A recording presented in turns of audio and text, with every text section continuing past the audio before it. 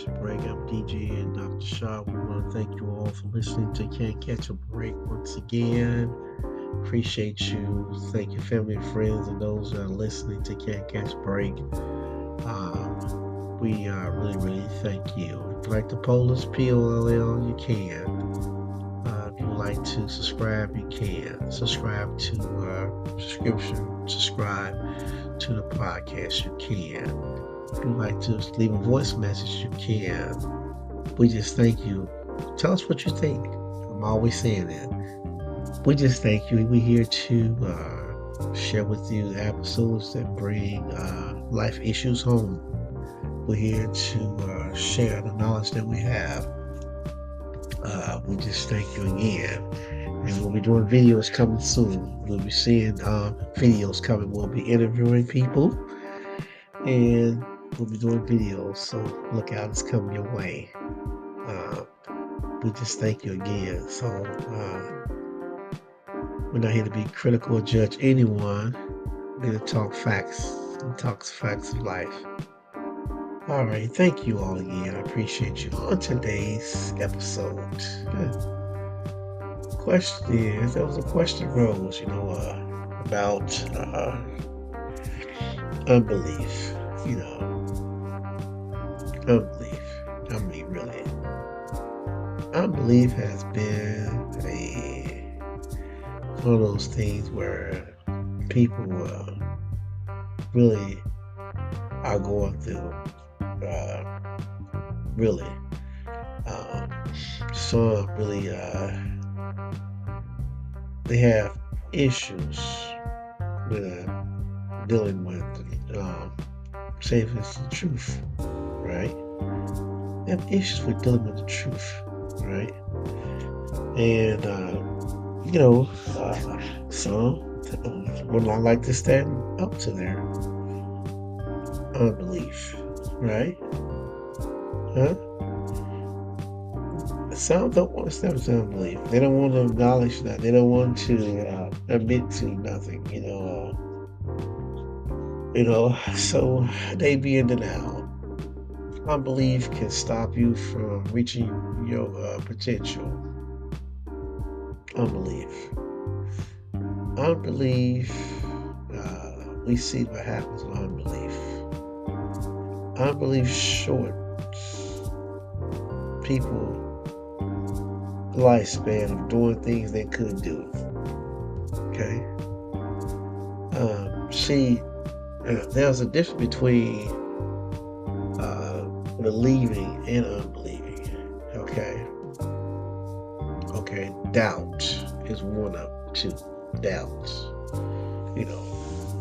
Doubt it's uncomfortable for Christians, for real, because you say you're a Christian, right? You say you believe God saved you, and you believe He died on the cross. But then 2 days or a day or two later, you don't believe. Watch that. Did you believe from the first?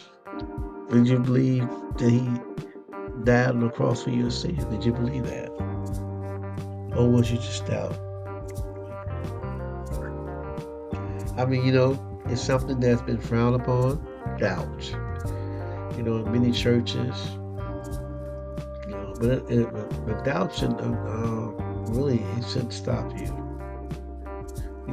If you don't have belief, ask God to help you with your unbelief. Some don't want to admit to it right now. Okay. Because think about it. When you're in court, when a prosecutor is asking questions about a witness, right? Yeah, he ain't asking you questions to learn something or rather to disapprove something. He's to make a point, right? He has the answer already. He's challenging the witness. This is the attitude of unbelieving doubt. Okay, it puts God on the witness stand and treats him as if he owes us to, the answer as if we have the authority, right? Now, Think think about this as a young child. You used to ask your parents questions, right? And you had total trust in their ability to answer your questions, right? And you start learning and you understand, okay? Just like the Bible, right? Called childlike faith. Right? That's a good example, right? Believing, right? I mean, think about it. Hear it out though. Believing doubt. What about doubt? Is it sure? You're sure about it? Is it does it that you don't know? But ask yourself. Ask. Okay. Who you trust? Do you trust God with authority and power, right? Okay. Doubt is something else, y'all. Doubt. People use that term, I doubt. I doubt it. I doubt it. And people say that I doubt it a lot, don't they? I doubt it. Don't they? A lot of people try to hide their doubts. Okay. So you have to really find out what is making you doubt. Could it be Satan? Play with your mind. What is it? Because what you see, because what you've been through. But see, Jesus is gonna be with you. Okay? Right? So you see, trust him, right? Trust God, right? Father and Son, right? Okay? And that man that was possessed in the Bible, the Mark, the 9th chapter, I think we got too. I'm just sharing some knowledge with you all to look at some things, versus the natural and the spiritual, because, in the Bible, we had a person that was a son that was possessed, right? Demon-possessed son. Okay. They brought him to Jesus. Remember that 9th chapter of Mark? Remember that? He said, I believe, but help my unbelief. Remember that? Read that. A doubter, man. Okay? He expressed himself to the Son of God. And he asked for help. Okay? So sometimes people will doubt. You can have the, like I said, Jesus can be in doubt. But that's what Jesus helped him, didn't he? So Jesus was showing you that you might have it, but guess what? I'm here to help you get rid of that doubt. Okay? And that's the thing people are today, they're still questioning. I think we all question about unbelief and doubt in some areas sometimes, because some things you go through in life comes to shake you, the trials and tribulations. Things are not going your way, And see, on the natural side, you're not, like I say, things are not going your way, And so, and you try some things, you start doubting. So, but God has a plan. God has it for you to escape all that. Okay? God has a plan. Okay? So you just gotta trust him.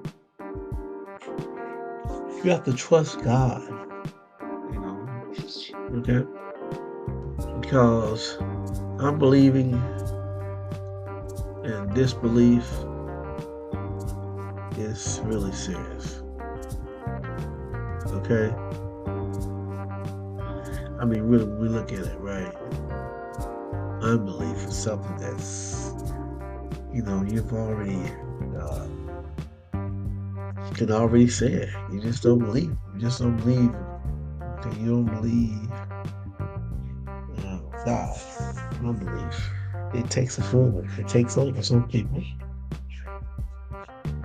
Refusing to believe God. Okay? Unbelief is real. Unbelief.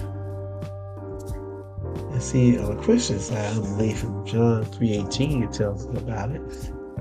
If you read that, I mean, Christians should know better, and pray about it. Okay? All right? You just let us know that you're going to have some tribulations. You're going to have things that happen.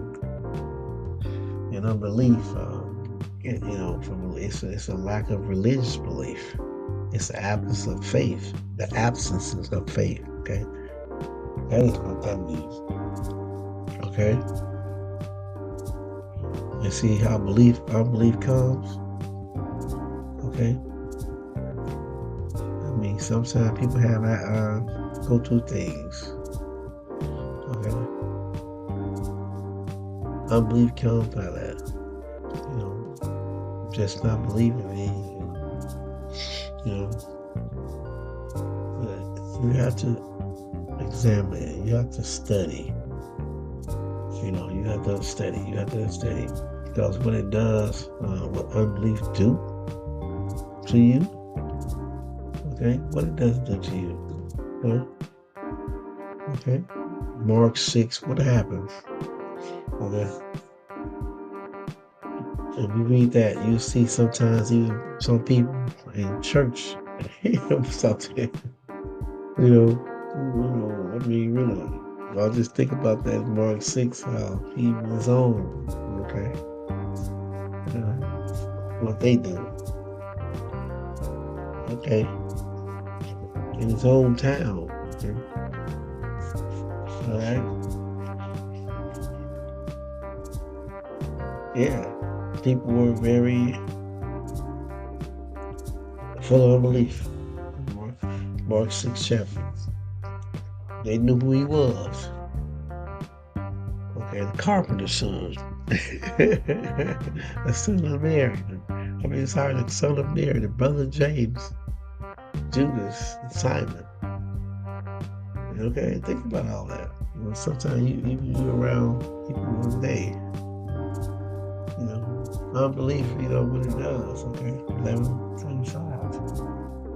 Okay. Yeah. The unbelief about Lazarus in the 11th chapter. Jesus crying. Read that. Those, get your Bible. Read John, 11th chapter. It said Jesus was weeping, right? You read that. Okay. See, he was also weeping for the people not having unbelief. Okay. All right. So he didn't raise them up, but still he had people in there that don't believe. It's like now. It's talking about the young, sometimes. Today people don't believe. So and that's what we live in. We live in a time some people don't believe. Okay. And that's what thing is. Sometimes people God gotta show you his glory in the 11th chapter of Matthew. All right. What unbelief does for you? Unbelief. The people missed out. Think about it. Of Nazareth. So I'm gonna say about that. The people missed out. You'll miss all your blessings. If you just don't believe Jesus. You don't believe nothing in God. Okay. Just like in Nazareth, they could have had a lot. God could have been doing things. Call that lack of faith. That's why Paul encouraged us to walk by faith, not by sight. He tells us that. Yeah. Walk by faith and not by sight. That he wants to do. Yeah. You got to trust God. Trust God. Trust God. Okay, when things are not going okay, believe it. He will help you. He will see you through. You got to trust him. The only one that wants you to trust him is the devil. Okay? He don't want you to hold. He don't want you to trust him. He wants you to continue on doing you're doing to fail. To be miserable. Okay? Unbelief, yes. Unbelief is real. Okay? People, you can have it just like God. Okay. Doubt is different. Okay. So we got to be careful. You know, that's the thing that's happening now. The doubt. Self-fear. It takes over.